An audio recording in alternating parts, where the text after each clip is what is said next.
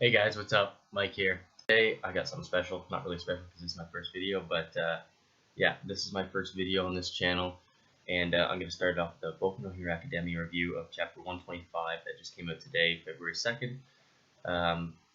Yeah, moving on from that, if you don't know me already, my old channel actually used to be MikeNative377, and back there I used to make all sorts of videos like COD gameplays, Minecraft Let's Plays, all the above. I eventually made it to, I don't know, 1,500 subscribers, something like that. Nothing too crazy, but I eventually got there, and at that point, I stopped slowing down making videos, and it got to the point where I made like a video maybe every 2 weeks or something, and I still really did enjoy it, and that's why I'm here today. I enjoyed YouTube back then, and I enjoy it now. But the reason why I stopped back then is not because I stopped liking YouTube. It's because of a lot of technical issues. I messed my password up, and I could actually never get it back. So there's that, and that's it. Going from that, what I plan to do on this channel is probably a lot of reviews, like I'm going to be doing today. I'll try to make today short, even though it was an amazing chapter. But yeah, I'm going to try and do a lot of reviews. I'm going to definitely do some commentaries. I'm going to do some gameplay. Try to do just a whole shit ton of things if I can. I'll try to do some even beer pong stuff. What I also did on my old channel. If you're looking to do it, I'll put, or looking for my old channel, I'll put it in the description below, so you can go check it out, because there are some good stuff on there. And yeah, besides that, let's get into it today. So chapter 125. So right now we're starting on the chapter where they're going into an abandoned factory, and when I say they, I mean the villains, obviously. And they're at the beginning, and they got Twice there, and Twice is leading Overhaul into the HQ, which isn't their actual base, because they wouldn't lead this guy to their base because they don't trust him just yet. From the last episode, they had just met Overhaul, and they realized he's from some sort of other villain organization or something like that. So they're gonna obviously want to try to recruit him because Shiguraki wants to fuck shit up in the future. So when they get Overhaul there, they're showing him around, but they are being careful, which was obviously a smart move. They didn't bring him to his actual base; they brought him to the HQ, and he looks very, very confident. And that was one thing I noticed about him, is he wasn't really sweating whatsoever. Like, he was going in there like he knew he was gonna have this all planned out. He knew what was gonna happen. He knew he wasn't worried about getting caught. He wasn't worried about getting the shit beat out of him.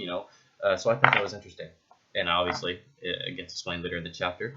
Another interesting thing I thought of was his design, and it's something we haven't really seen before, I guess. I mean, the whole masks thing isn't really new, but the whole, kind of gas mask, but it wasn't really a gas mask, which I thought was interesting. It made him look almost like a bird. The way his cape was like all feathers, and then he had the gas mask type of thing. I don't want to say it's a gas mask because don't think that's what it is. Anyways, getting on with that, he's part of the Qs that we find out, the young leader of the 8 Percepts of Death, whatever that is. I'll probably look that up on the internet or something. But so since we figured out that he's in the Yakuza, we also figured out that the Yakuza are pretty much all extinct due to heroes of All Might coming in and basically just making them all go into hiding, or to jail. The ones that go into hiding are the ones that basically didn't get caught. So at first when we see him, you think he's coming out and doing the whole Stain ideology again, where he comes in and says, okay, look, these heroes are fucked up, and we need to stop them just because they're doing just as bad shit as we are. Maybe not just as bad, but who's to say? Well, I guess that's more Shiguraki's philosophy, who's to say violence is only for the good guys. But no, Stain's ideology was more of what it takes to be a true hero. And we thought that, or at least I did, I thought that Overhaul would be somewhat based on that, but he really isn't.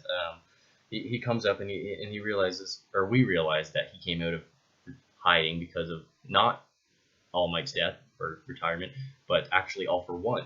And that's even more interesting because now we realize, okay, well, he's interested in the top villain spot, and obviously he wants to know who Shiguraki thinks will be the next number one villain, who will lead the villain organization in the underworld and stuff like that.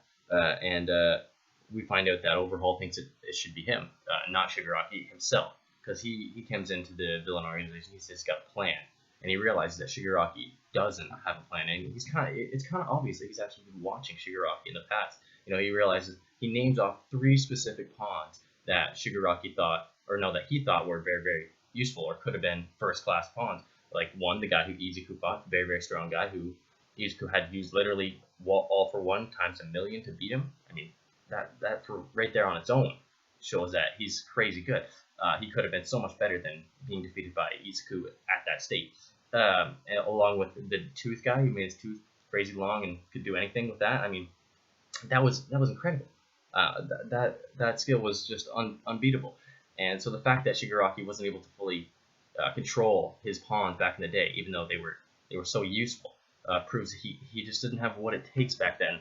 And not saying that he doesn't have it now, but it really doesn't look like it. And it looks like Overhaul does, or at least realizes that.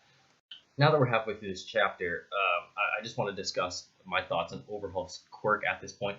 I definitely thought that the whole bird feathers, kind of bird beak mask looking thing, was leaning towards somewhat of a flying quirk, but it doesn't really show much on his quirk. I mean, I thought it did, but obviously it gets explained a little bit later. We realize that Overhaul not only has a plan, but he needs the villains to be part of his plan. He needs them to help him finance his plan, or at least get money to finance his plan. So we know that it's going to take a lot of money to do whatever he needs to do, which I thought was interesting because the villains never really been worried about that. And what could they possibly want to buy that they don't or couldn't just steal? You know, so they're going to go out and steal money to buy something with the money and do it under the table or in order to trick the heroes like that. That's what I'm worried about. So it looks like a bit of a diabolical plan coming up there. But moving on from that, he says, "Come under my wing," to the villain alliance. And also, I think that's another maybe possible reference to his quirk. Maybe that it has something to do with flying, but I really don't know, and I doubt that's what it is. Flying seems pretty simple for him. He looks like a pretty badass guy. After Overhaul's big speech and everything, he basically goes on to say, he wants to become the number one. Blah, blah, blah. He's going to be the Shiguraki's. He's going to take over for Shiguraki, and Shiguraki should be underneath him. And those guys are obviously like, well, that's not how we do things around here. We don't want to be under you. We're working for ourselves. We're a team. And so then Magni comes out of the blue and just fucking pounds his face. He's pissed off and he's reminiscing of his past and a possible theory, or no, not a theory, but a possible reason on why he's there in the villain alliance is because he wanted to be free. It's something to do with that. I think the quote was, I want to live in a world without shackles or something like that. That's why I'm here. And so he pounds his Overhaul's face, and Overhaul does this thing where he just like touches his arm or pinches him, and then all of a sudden his top half of his body, it completely explodes. And I was literally like, what the fuck? Like, that's such an overpowered quirk if that's how it works. And we get to go on and figure out that that's probably not how it works, because then Compress jumps forward, and then something small just kind of gets noticed on his shoulder right before he's about to use his compression magic. But the part that confused me was the fact that his quirk didn't work after that happened. So I'm like, damn, that's not good. And then all of a sudden, of course, his arm gets blown off as well. So then Shiguraki runs over after that, and Overhaul does this little thing with his eyes where he kind of just has a panel where he notices something about Shiguraki, almost as if he's like, oh shit, I can't stop this guy. Overhaul then yells shield out loud just right before Shiguraki hits him or touches him with his disintegration hand. And some guy comes out of nowhere looking very, very similar to Overhaul with the mask and everything. So there we go. It's probably not to do with his quirk. I mean, it's probably to do with the people he's associated with or whatever. And takes the full-on hit from Shiguraki, this guy that came in and guarded Overhaul. And he just crumbles away. He dies right there, like it was nothing.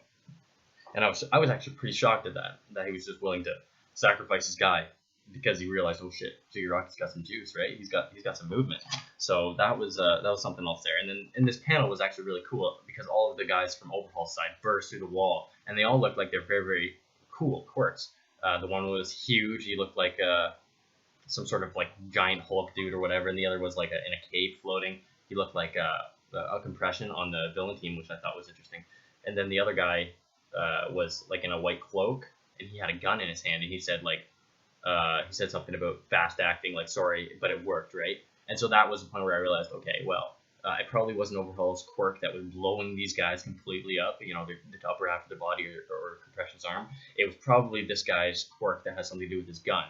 And that was the little mark that we saw on compression's shoulder.